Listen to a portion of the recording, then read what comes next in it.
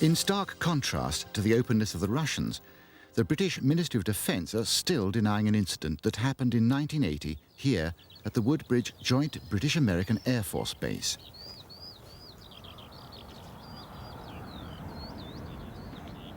This was one of the busiest military air bases in the United Kingdom. Its activities were highly secret, and it held one of NATO's largest nuclear weapons stockpiles. It was in the early hours of December the 28th that two teams of base security officers left the East Gate to investigate strange lights in the forest. One team included the deputy base commander, Lieutenant Colonel Holt, and in the other group was Larry Warren, then aged 19. I'm standing in Rendlesham Forest. We're on December 28th to 29th, 1980. Just behind me, Colonel Holt and a group of NCOs and officers had their sighting of events, which is recorded on the tape that he made that night, about a quarter mile that way. My event took place right here, heading toward this farmer's field. I had no idea what was about to happen. No one else with me really did at that time at all, except that this field in front of me was illuminated with some very bright, strange light. I noticed that this giant oak tree here was illuminated as well. That was my first indication that something wasn't right in the field. As standard procedure, Lieutenant Colonel Holt was tape recording his team's progress through the forest. As they measured radiation levels, they spotted something through the trees. The voices you hear are from the actual tape. The pictures are a reconstruction. Strange, small red light. You'll see that maybe a quarter to half mile, maybe further out. Switch off. The light is gone now. It was approximately 120 degrees. You're all sight. Is it back again? Yes, sir. Go down the flashlight set. Let's go out to the edge of the clearing so we can get a better look at it. See if you can get the star scope on it. The light's still there, and all the barnyard animals have gotten quiet now. We're heading about 110, 120 degrees from the site. I'm through to the clearing now. Still getting a reading on the meter. About 2 clicks. Maybe count 3 or 4 clicks, getting stronger. As Holt and his team were moving towards the light, Larry Warren and the others saw a curious circle of mist in the field in front of them. Out in front of me, as we approached, I could see, as I was watching this mist on the ground, there was other Air Force personnel, security, police, all throughout this field.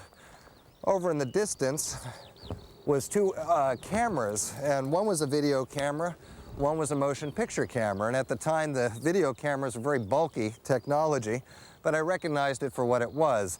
Everything I saw in this field was documented on film that night, both on still photographs and on motion picture. There's no doubt about it. What I saw, I'll walk to the center of the area where this mist was. You can see it clearly. Ground zero would be here. After watching this object on the ground, a red ball of light moved in. I thought it was an A-10 taxiing to RAF Woodbridge behind me, about a mile.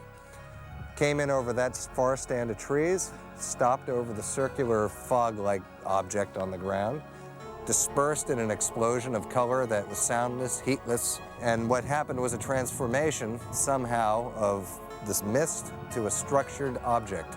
It was about 30 feet at the base, 20 feet in height, and a bank of blue lights at the base of it, and mother of pearl or rainbow effect all over. It was very difficult to look directly at. The worst thing to happen to me was that when the event transpired, when there was that transformation somehow, some senior people ran off into these woods, into these fields, and left us here. And why I didn't run could have been shock or whatever, but a number of us ran, a number of us just stayed glued. I think it's something on the ground. I think it's something died on a tree right over. That's not the first nightbird we've seen. We're about 150 or 200 yards from the site. It's just deathly calm. There's no doubt about it. There's some type of strange flashing red light ahead. It's yellow. I saw a yellow tinge in it too. Weird. It appears to be maybe moving a little bit this way. Yes, it's right on half dead. It's coming this way. It's definitely coming this way. There's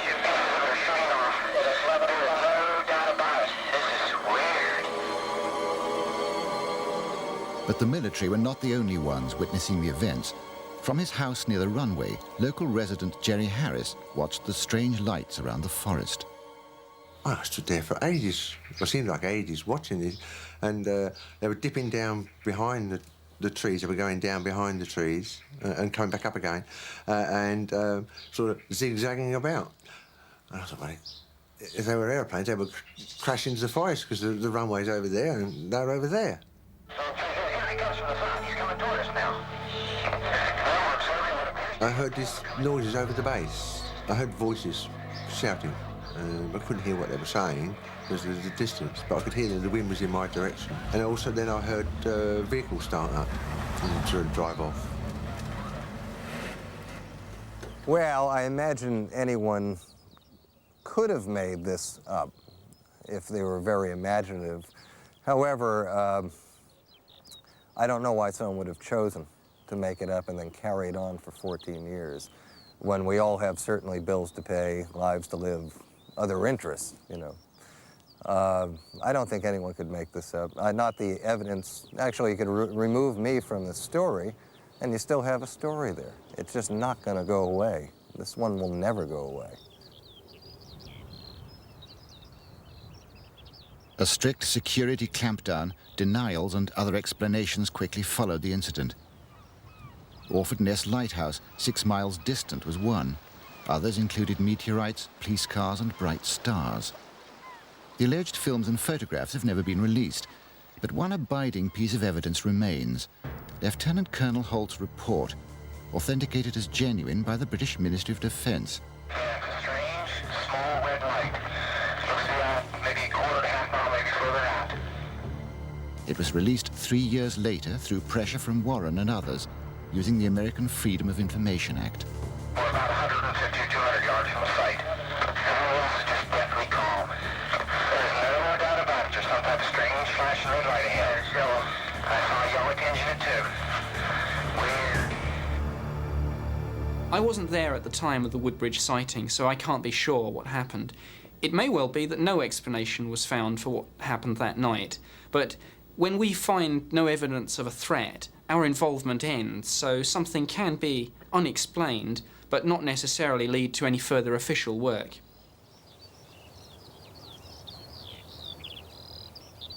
Despite government pronouncements, one man whose views cannot be ignored is Lord Peter Hill Norton, Admiral of the Fleet and Britain's former Chief of Defence Staff in the early 1970s. It seems to me that something physical took place. I have no doubt that something landed at this US Air Force base, and I have no doubt that it got the people concerned, the US Air Force people and the commanding general at the base, into a very considerable state. My view is that the Ministry of Defense, who were repeatedly questioned about this, not only by me but by other people, have doggedly stuck to their normal line, which is that nothing which was of defense interest took place on that occasion. My position about this has always been quite clear, and I have said this both in public and on the television and on the radio, and I said it face to face to Lord Trefgarne when we met. Either large numbers of people, including the commanding general at Bentwaters, were hallucinating, and for an American Air Force nuclear base, this is extremely dangerous, or what they say happened did happen. And in either of those circumstances, there can only be one answer, and that is that it was of extreme defense interest to the United Kingdom. And I have never had a satisfactory rebuttal of that view.